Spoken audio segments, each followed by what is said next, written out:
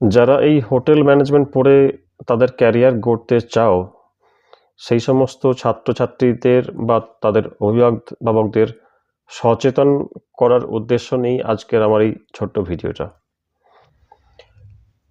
নমস্কার বন্ধুরা, আমি অভিজিৎ ডান, আপনারা দেখছেন চ্যানেল অ্যাওয়ারনেস। কালকের এপিসোডটা দেখেছিলেন আপনারা যে ফ্রন্ট অফিস কেউ যদি ক্যারিয়ার চুজ করেন তো তার ক্যারিয়ারের গ্রোথ বা ক্যারিয়ারের স্টেপ বাই স্টেপ হায়ারার্কি কী ধরনের হতে পারে বা তার স্যালারি স্ট্রাকচার কী ধরনের হতে পারে সেটা আমি বলেছিলাম। আজকে বাকি তিনটে যে ডিপার্টমেন্ট আছে সেই তিনটে ডিপার্টমেন্ট সম্বন্ধে বলবো বা এর সম্বন্ধে প্রো অর কনস আমি আলোচনা করব কিছু।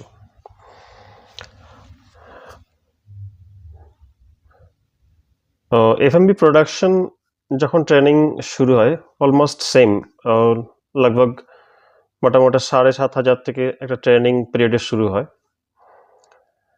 আর থার্ড কমি, সেকেন্ড কমি, ফার্স্ট কমি যে এই স্টেপ বাই স্টেপগুলো চলে, এইগুলো ওই 15 থেকে 15, 18, 20 এই ধরনের স্টেপস বাই স্টেপ থার্ড কমি, সেকেন্ড কমি, ফার্স্ট কমি এইভাবে চলে।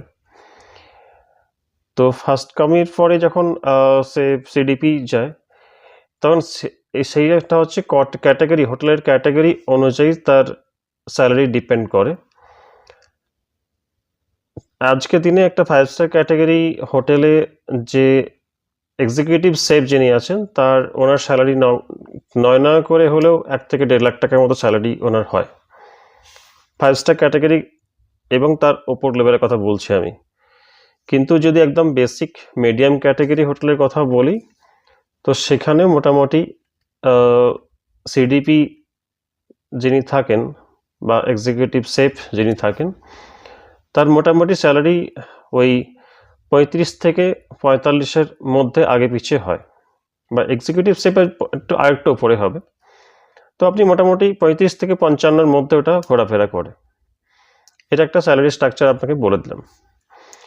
আর নেক্সট হচ্ছে আপনার হাউসকিপিং লেভেলটা। হাউসকিপিং লেভেলটা কি হয়, এন্ট্রি লেভেলে স্যালারিটা একটুখানি কম থাকে, তাও আজকের দিনে আপনার মোটামুটি 10 থেকে 12 থেকে শুরু হয়, 10-12-এর মধ্যে শুরু হয়, যেটা অ্যাসোসিয়েট লেভেল বা ট্রেনিং সেশনের সবই একই স্যালারি, 7,500, 5,500, 4.5 থেকে 5.5-এর মধ্যে।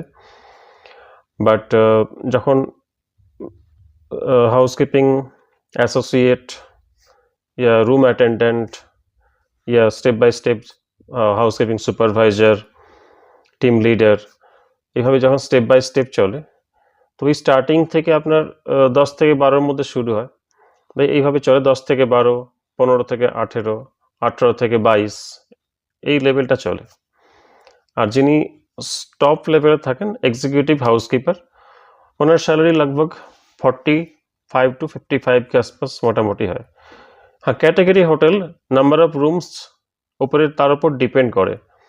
5 স্টার ক্যাটাগরি হোটেল যেখানে আপনার 100 থেকে 150 রুম আছে সেখানে কিন্তু এই 40-50-এর মধ্যে হয় না, সেটা মোটামুটি 75 to 85 के आसपास এরকম একটা স্যালারি স্ট্রাকচার ডিপেন্ড করে। এক্সিকিউটিভ হাউসকিপারের কথা বলছি আমি, কিন্তু নর্মাল জুনিয়র লেভেলের কথা বলছি না আমি। নেক্সট হচ্ছে যে এফএমবি সার্ভিস। এফএমবি সার্ভিসে যারা স্টার্টিং করে তাদের হয়টা কি, ইনিশিয়ালি স্যালারি স্ট্রাকচারটা এতটা হাই থাকে না, কিন্তু এক টিপ সিস্টেম যেটা হয় নর্মালি সব হোটেলই একটা থাকে, তো সেইটা থেকে তাদের একটা ছোটোখাটো একটা রোজগার আর্নিং একটা হয়েই যায়। তো এন্ড অফ দ্য মান্থ একটা জুনিয়র লেভেলে ফ্রন্ট অফ এফএমবি অ্যাসোসিয়েট যে থাকে সেও নয় করে 15 থেকে 15,000 টাকা কাছাকাছি আর্নিং করেই ফেলে। যদি তার মধ্যে কোনো রকম নেশা প্রবৃত্তি সব কিছু না থাকবে তাহলে সে মোটামুটি একটা এন্ট্রি লেভেলের এই স্টার্টিংটা তার শুরু হয়। আর এরপরে যেটা হয়, এফএমবি সার্ভিস থেকে স্টেপ বাই স্টেপ সে গ্রো করতে পারে খুব সহজে, খুব তাড়াতাড়ি।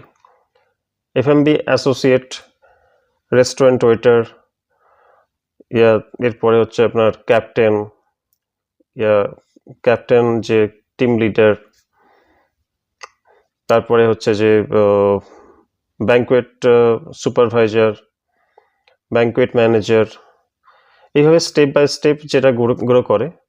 আর টপ লেভেলে যদি ফ্রন্ট অফ এফএমবি ম্যানেজারে যদি স্যালারি আমি কথা বলি, আপনি ধরতে পারেন মোটামুটি 80 টু 95 के आसपास এরকম স্যালারি হয় ক্যাটাগরি হোটেলে। কিন্তু যারা স্টুডেন্ট, যারা আমার কথা শুনছো, তারা কিন্তু একটা কথা মাথায় রাখবে যে এই স্যালারি যেটা 80,000 90,000 টাকা স্যালারির কথা বললাম, সেটা কিন্তু তারা একদিনে সেই লেভেলটা পৌঁছানো নয়। একটা দীর্ঘ সময়ের অপেক্ষার পরে কিন্তু সেই লেভেলটা পৌঁছানো যায়। দীর্ঘ সময় মানে 2 আর 4 মাস 6 মাসের কথা বলছি না আমি, দীর্ঘ বছরের কন্টিনিউ সার্ভিস রেকর্ড থাকার পরে প্রমোশন হতে হতে তবে এই স্যালারি স্ট্রাকচারের লেভেলটাতে পৌঁছানো যায়। তো সেইটা কিন্তু সবসময় মাথায় খেয়াল রাখতে হবে। তো এটা তো গেল স্যালারি স্ট্রাকচারের কথা। এটা তো একটা পজিটিভ সাইড গেল, কিন্তু এর কিছু নেগেটিভ সাইডও আছে। তো সেই নেগেটিভ সাইডগুলো বলতে কি, সেইটা কিন্তু মাথায় রাখতে হবে। যেই কারণের জন্য বহু ছেলে হোটেল ম্যানেজমেন্ট ডিগ্রি কমপ্লিট করার পরেও এই ইন্ডাস্ট্রিতে থাকতে চায় না বা এই ইন্ডাস্ট্রিতে কাজ করতে চায় না। তাদের মাঝে থাকতে কি হলো, তাদের বাবা মায়ের প্রচুর টাকা খরচা হলো। আজকে ক্যাটাগরি একটা ইনস্টিটিউট থেকে পাস করতে গেলেও নয় করে 4 থেকে 5 লাখ টাকা খরচা আছে। তো সেই ইনস্টিটিউট থেকে পাস করার পরেও যদি সে কোনো রকম আর্নিংই না করে, তাহলে সেই টাকাটা তো তাদের ওয়েস্টেজ গেল। তো সেই ক্ষেত্রে এই যে নেগেটিভ সাইডটা আছে সেগুলো একটু আলোচনা করার দরকার।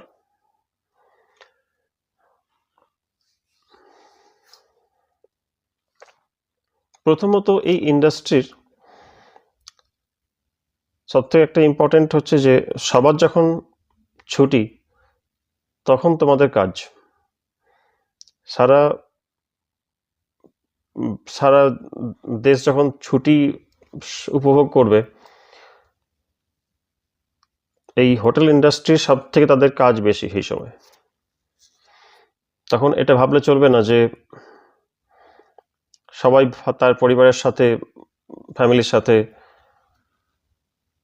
কীরকমভাবে মজা করছে, ঘুরছে ফিরছে। আর এই ইন্ডাস্ট্রির সাথে যারা যুক্ত, তাদের কিন্তু পরিবার পরিজনকে ঘরে ছেড়ে দিয়ে এসে এই ইন্ডাস্ট্রির সাথে সার্ভিস দিতে মানসিকভাবে প্রস্তুতি থাকতে হয়। এটা হচ্ছে সব থেকে বড় একটা পয়েন্ট। নাম্বার 2 হচ্ছে ডিউটি টাইমিং এর কোনো রকম বাধ্য একটা নর্মালি 9 আওয়ার্স থেকে 10 আওয়ার্স তো ডিউটি হয়েই যায়। ইন কেস রিকোয়ারমেন্ট হয় তো 12 আওয়ার্স থেকে 14 আওয়ার্স পর্যন্ত ডিউটি প্রয়োজন হলে করতে হতে পারে। তার জন্য সব রকমভাবে মানসিকভাবে, শারীরিকভাবে প্রস্তুত থাকতে হয়। সব থেকে যেটা ইম্পর্টেন্ট হচ্ছে এফএমবি প্রোডাকশনের ক্ষেত্রে হাউসকিপিং তো ফিরবি চলে যায় মোটামুটি, কিন্তু এফএমবি প্রোডাকশনে যারা ক্যারিয়ার গড়তে চাও, তাদের ক্ষেত্রে টাইমিংটা কোনো কিন্তু ফিক্সড বলে কিছু হয় না। Be very careful. যখন বড় হোটেলে যেটা হয়, কন্টিনিউ যখন পার্টি চলতে থাকে, আজ 500, 1000, 2000, 4000, 5000, 10,000 পর্যন্ত যখন কন্টিনিউ পার্টি চলবে, সেখানে কিন্তু রেস্ট বা ডিউটি আমার হয়ে গেছে, আমি কিন্তু বাড়ি চললাম, এই কনসেপ্টটা কিন্তু কোনোভাবেই সেটা কাজে আসে না। তো সেরকম মানসিক আর শারীরিকভাবে সক্ষম যদি হও, তবে তুমি এই housekeeping, food and beverage production, মানে কিচেনের কথা যেটা বলছি, সেই কিচেনের রাস্তাটা চুজ করবে। হাউসকিপিং ব্যাপারটা কিন্তু আরও একটু কঠিন আছে। হাউসকিপিং ঘরে যারা পরিষ্কার পরিচ্ছন্নতা কখনো ধারিয়েও যাও না, তাদের কিন্তু এই হাউসকিপিং ডিপার্টমেন্টে না আসাই ভালো। আর যারা হাউসকিপিং চুজ একবার করে নিয়েছো, পরিষ্কার পরিচ্ছন্নতা হাইজেনিক যাদের ভালো লাগে, তাদের কিন্তু সব রকম ভাবেই প্রস্তুত থাকতে হবে।